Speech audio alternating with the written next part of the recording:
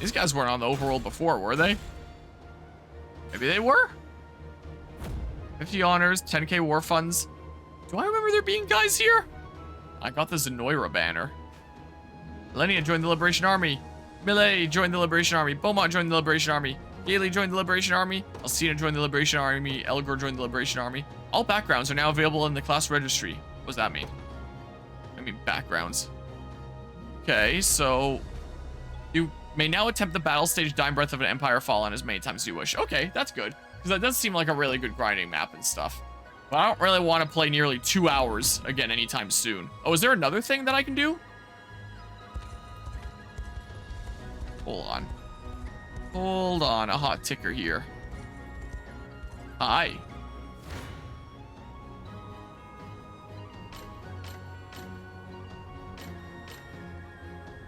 I win here, but I don't completely beat you.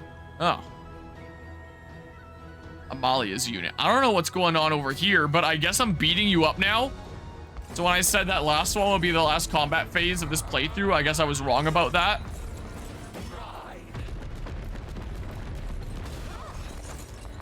Maybe this is just the option to rebattle the ultimate arena Amalia whenever you want. That's maybe what it is. Like, I don't know if there'd be any rewards from doing this again, because I already faced her like this in the arena, right? Is this a more powerful version of what I faced in the arena, I wonder? I don't know.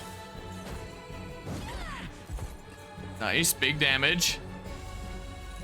Be restored. Okay. Inner balance. Blitz rush. Is that the super multi-slash crazy thing? Nope. Just a single stab. Probably down to 2 HP. Like, wow. I was just barely able to live. Holy crap. No. Oak, you're not going for pile thrust? Oh, I guess because it's all about HP percentages. And she was under half, so he was going for pile, or the 1 AP one. Rather than the 2 AP one. Is why he's going for that, even though she still has lots of HP. Oh, I'm really tired. That's the super crazy multi-slash thing. Oh my. Yeah, that's a little bit scary, isn't it? No. Whoa! Big damage there. And Elaine finishes it off. Okay. Acquire Divine Shard times 40. Huh?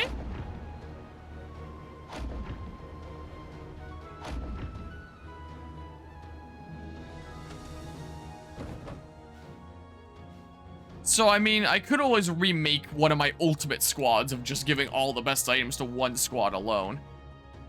Gosh dang, I wish it showed properly on, like, the map there. I know some of those locations. I know the one was, like, around there, right? I might need to Google. Alright, well, I guess there's a little bit more than that one battle. We've seen it the one time, we probably don't need to see it over and over again. Most likely, right? One was, oh, I thought. Oh wait, was it the one by the mines? Hold on. Where the heck? I don't see any red icon on the map here.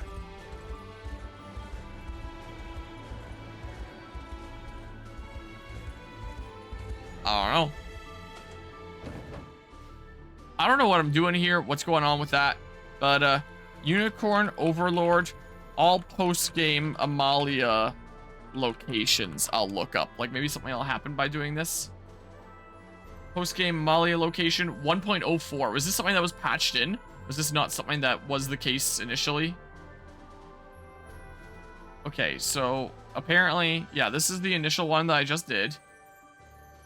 So then, Cornea, south of the Thingamabob Harbor. Okay, so yeah, I'll go do this. Yeah, so here's one. And then...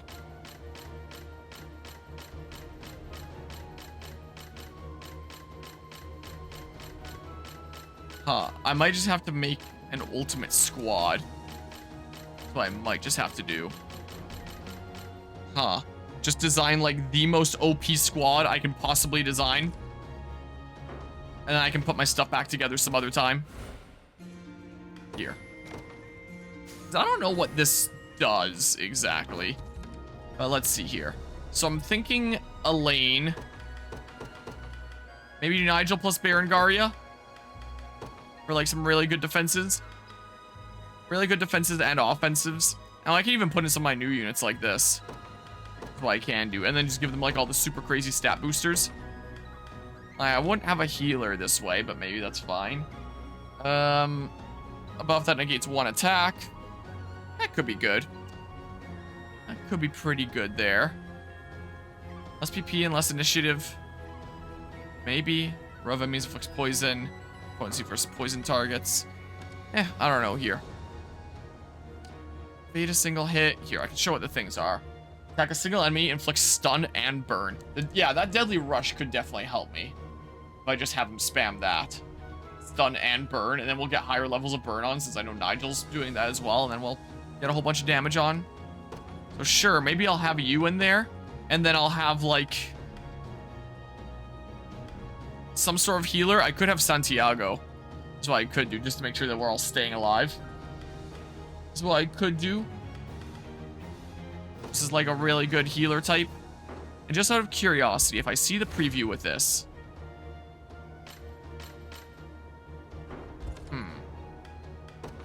Let's see. So, Ancient Crown, Lionheart. Your things. I could give you this mainly for the all stats +5. You would have a great shield.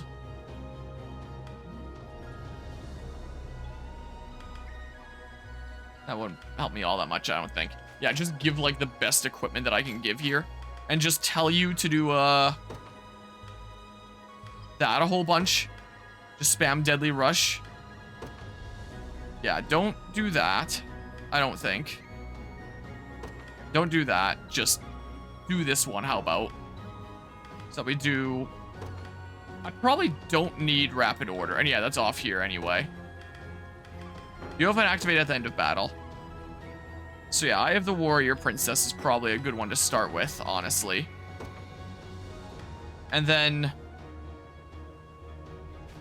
Sure, give you like that. And then other ones that raise my stats. Because I know that there are other ones around somewhere. But which ones were they? Hold on, bear with me here. I'll find it eventually. Worry not. My super crazy things.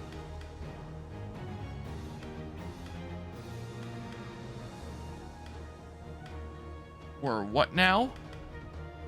There's Hero's Medallion. But I don't really need extra PP anyway. I don't think.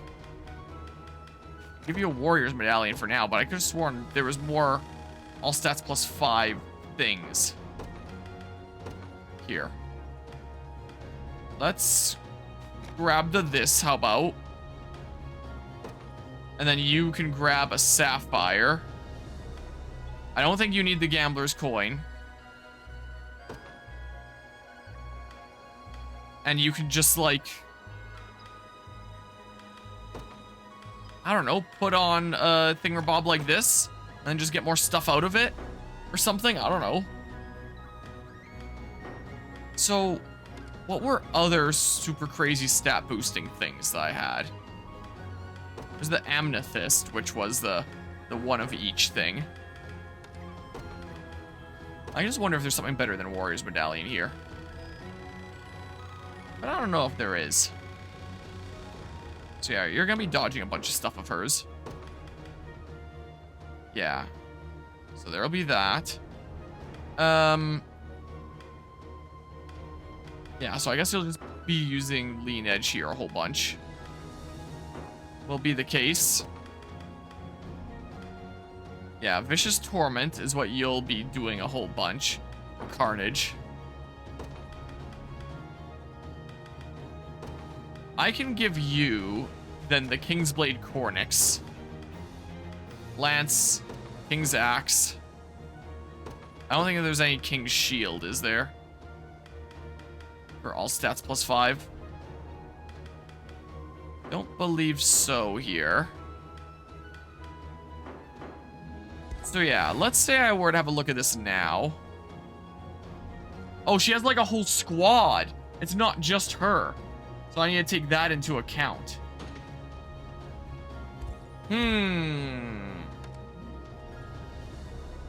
Okay. And I'm not getting like any magic damage right now. That's the case. So I mean, my one Cavalier squad there, my super crazy thing, is still dying. Why? Let me just see really quickly. Hold on. I know I took off some of their stuff, but like... You're safe with me. Gonna get...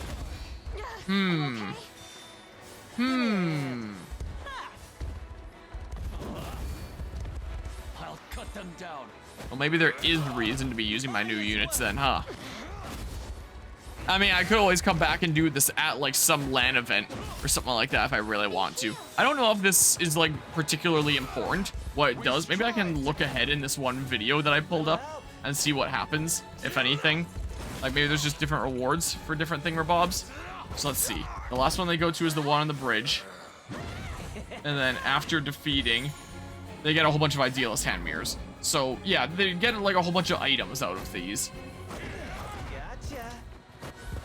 Like, I got a whole bunch of Divine Shards for that first one. And yeah, I assume they all come with, like, different rare item rewards that you just get, like, a whole bunch of. So, yeah, it probably doesn't matter too much then. Honestly, it doesn't seem like there's anything new story-wise that happens. I'm surprised there wasn't even anything new story-wise that happened with that one post-game map. Like, the sage that was speaking to me before reveals something cool new afterwards. Also, out of curiosity, the order that it went in. Yeah, then I have Amalia. Yes, this is the order that I went in. It would have been nice to have these two side by side. Oh well. Oh well. Yeah, so I don't think this is super important. Could be something cool to do just for funsies if I get like a super strong squad together. But like that's something that I could devise on my own time if I feel like doing it, because I do genuinely enjoy this game and coming up with like powerful builds and stuff like that. So if that's something that I feel like doing on my own time and then just playing this like at another LAN event, like the next Mega FPS event of HoloLAN or something like that, then I could do that if I feel so inclined. But otherwise, there's probably not really a whole massive ton of point. Because what's the point of getting all these super rare items if I don't really have any more new maps that I'm going to be using them on anyway? Since that was like the last actual map. So it's cool how there is like some challenge battles around, but yeah, I don't think that they're super important per se. Yeah, mock battles are pretty good. They certainly are. So all in all, I did really enjoy that game. It would have been better if there was some more post-game content, I would say. But the game itself is already so long. Like, I mean, look at my file here. I mean, a lot of that is spent, like, just grinding things out.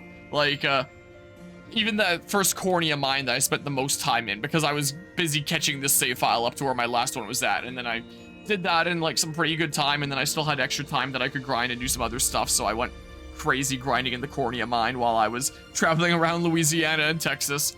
So to get up to this point in progress, it probably wouldn't take most players this long. Like, this is literally just a consequence of doing it on the channel, so I have to wait until I can stream again before I can continue with the story.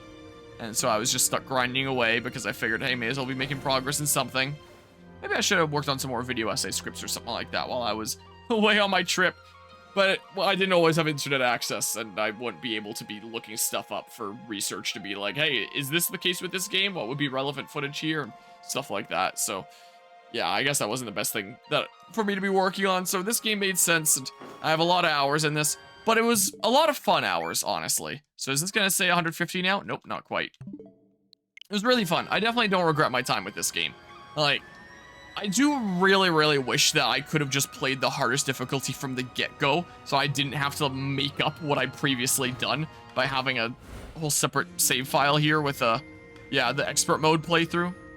Really wish that wasn't the case, but And really, really wish that everything consumable is finite, even mercenaries. So if you recruit all the mercenaries and then just miss them all, the forts never get the mercenaries back, and then congrats, you can never get mercenaries ever again in the game. So there's a lot of issues like that, or the fact that you can't use your valor skills just before going into battle. The moment you touch an opponent, you're locked into using items or switching with nearby squads or rearranging that current unit, but you can't use valor skills from there. I really wish you could use valor skills from there. So there's all sorts of little things that do make a big impact that would have definitely helped this game a lot. But all in all, I did really, really enjoy this game.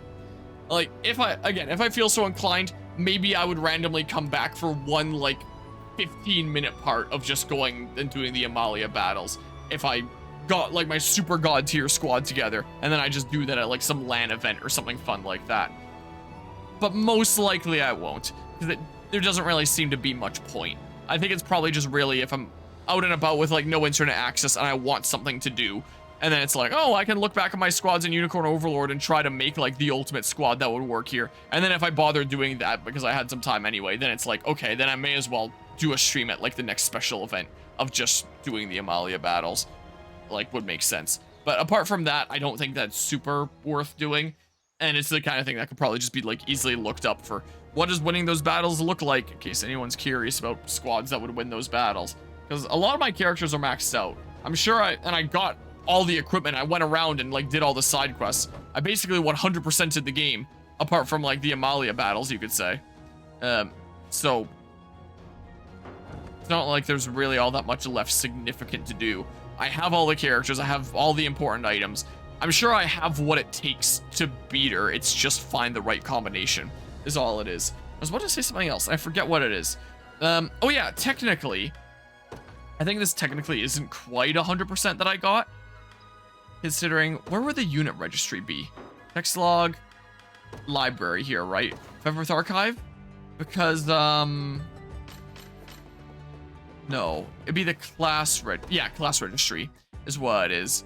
Where, you can see all the different versions, all the different instances of everyone here. But if I find Scarlet...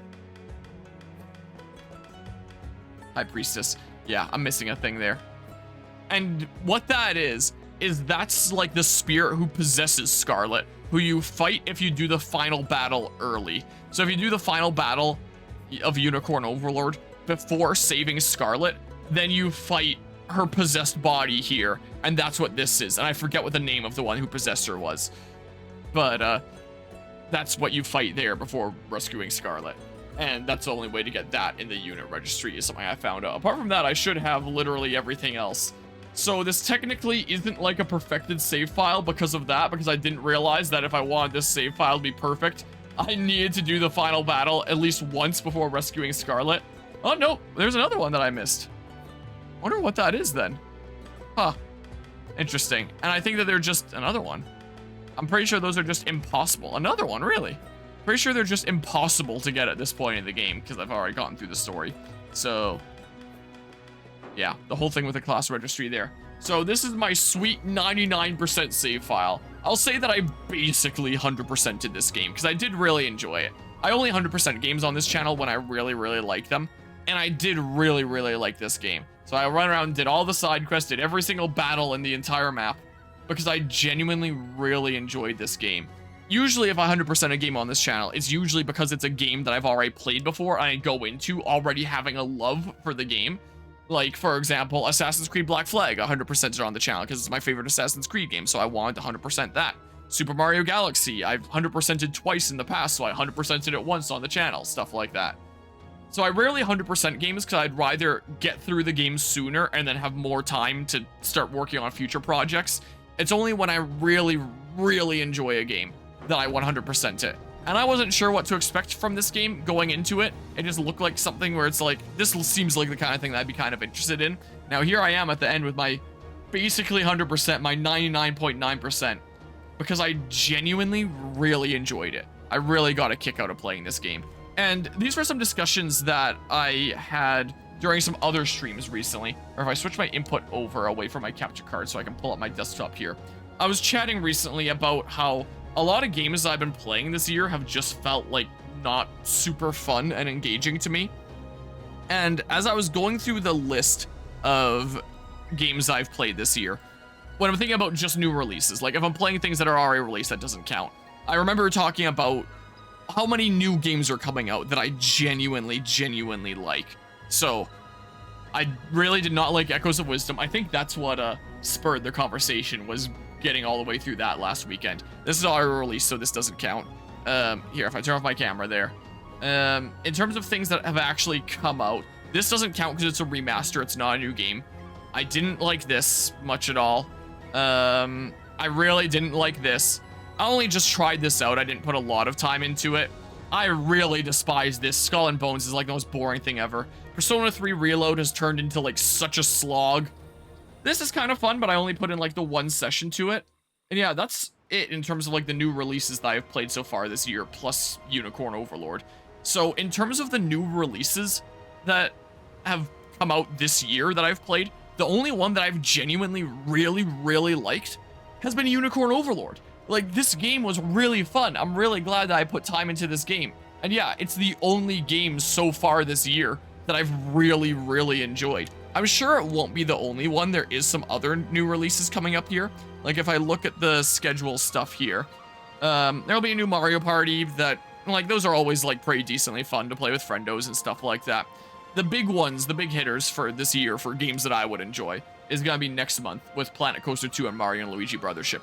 And I'm sure I'll probably love these both. I've always loved Roller Coaster Tycoon. I did really enjoy Planet Coaster. I'll probably really like that game. I've loved the Mario and Luigi series. They're always super fun.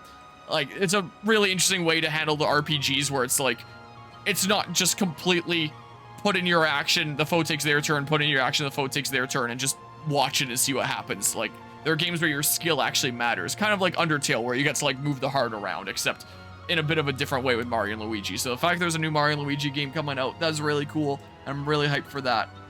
There's a good chance that these will be appended to the list of games that I did really enjoy in terms of new releases coming out this year. But so far, it's October now, and the new releases that have come out that I've played so far this year, this has been the only game so far that I've genuinely really enjoyed. And I really enjoyed this one, considering I got my basically 100%. I don't do that for just any game. I need to really like it for that.